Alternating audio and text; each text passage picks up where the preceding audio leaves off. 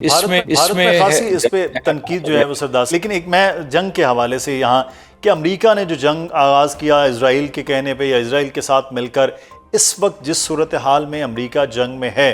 وہاں سے پھر مشرق وسطیٰ کے ممالک بالواسطہ یا بلا واسطہ طور پر اس جنگ کا شکار بھی ہو رہے ہیں۔ یہاں سے امریکہ کی تیاری آپ سمجھتے نہیں تھی، یا اسرائیل کا مطلب اوور ایمبیشس ہونا تھا، یا ایران کو جو انڈر ایسٹیمیٹ کیا گیا؟ یہ اس جنگ کا یہاں تک پہلو آنا 3-4 ہفتوں میں، اس کی بنیادی وجہ کیا لگ رہی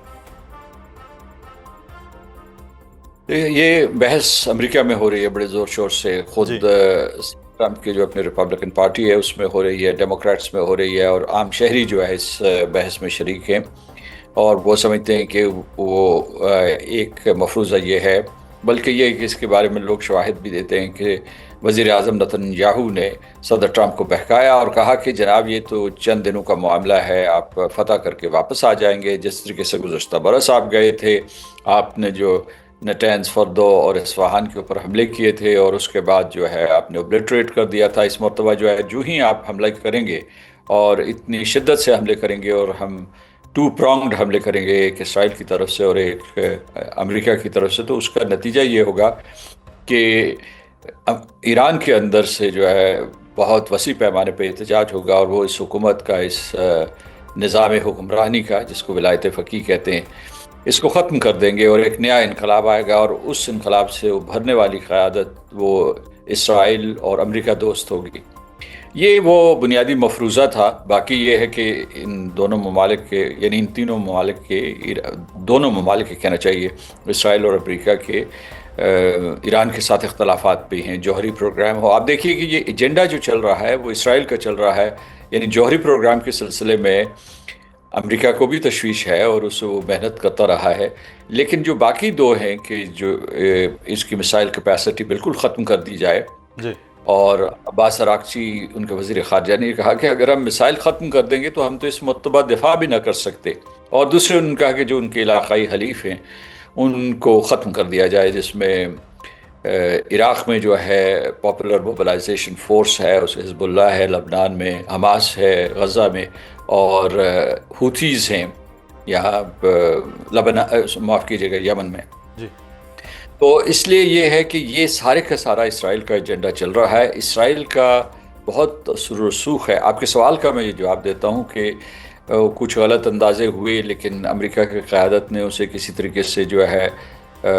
چھپانے کی یا سنبھالنے کی کوشش کی ہے۔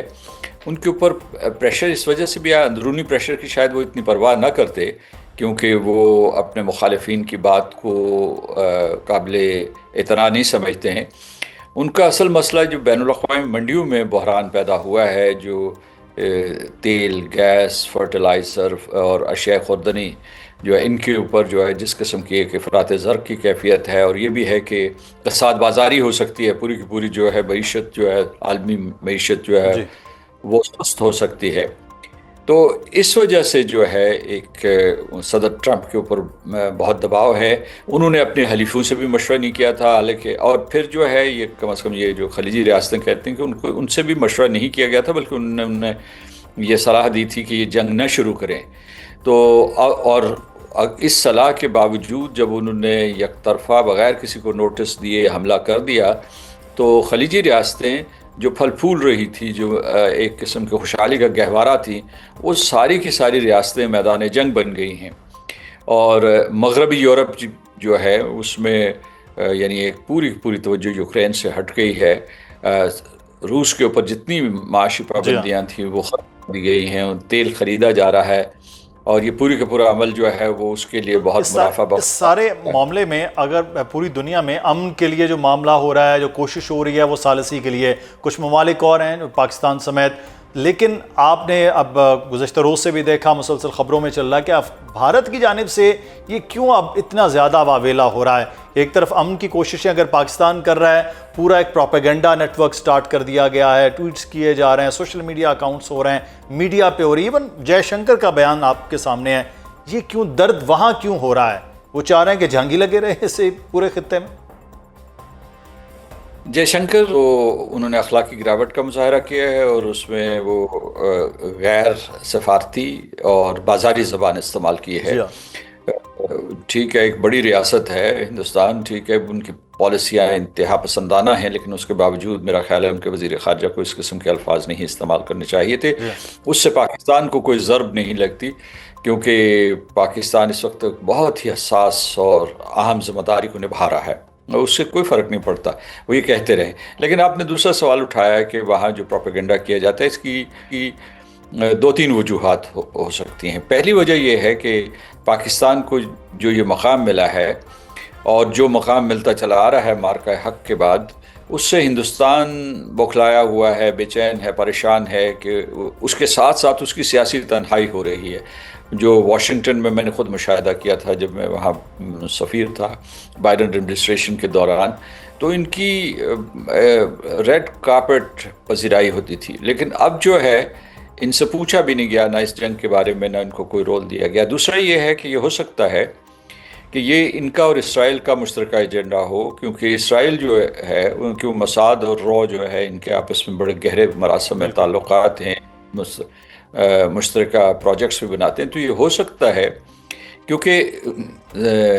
کم از کم وزیر اعظم نتن یاہو یہ نہیں چاہتے کہ جنگ ختم ہو، کیونکہ وہ سمجھتے ہیں کہ ایک سنہری موقع ہے، اس سے فائدہ اٹھایا جائے. اور امریکہ جو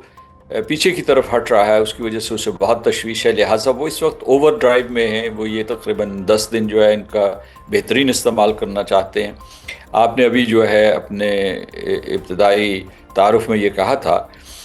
کہ دیکھیے جو انہوں نے بشیر کو اور اس کے علاوہ جو ہے ان کا ہیوی واٹر پلانٹ ہے جو، اور پھر اس کے بعد جو ہے یلو کیک، یہ 3 جگہوں کے اوپر انہوں نے جو ہے حملے کیے ہیں. عراق میں حملہ کیا ہے اور اس کے بعد ایک رات کا ایک اور جگہ ہے جہاں کہ یلو کیک کا پلانٹ موجود ہے. تو اس سے، اور یہ یاد رکھیے کہ ایران بھی جوابی کارروائی میں کچھ دن پہلے جو ہے ڈیمونا کے اوپر حملہ کر چکا ہے، جو اسرائیل کا نیوکلیئر پاور پلانٹ ہے. اگر یہاں مطلب اسرائیل کسی طریقے سے اس چھیڑ چھاڑ سے اور اس قسم کے حملوں سے کوئی نیوکلیئر حملہ کر دیتا ہے، یا اس کی جو ہے ایران کے جو نیوکلیئر ریاکٹرز ہیں ان کو تباہ برباد کر دیتا ہے، تو اس سے جو تابکاری ہوگی اس کے بحران کو سمیٹنے کے لیے پوری کی پوری جو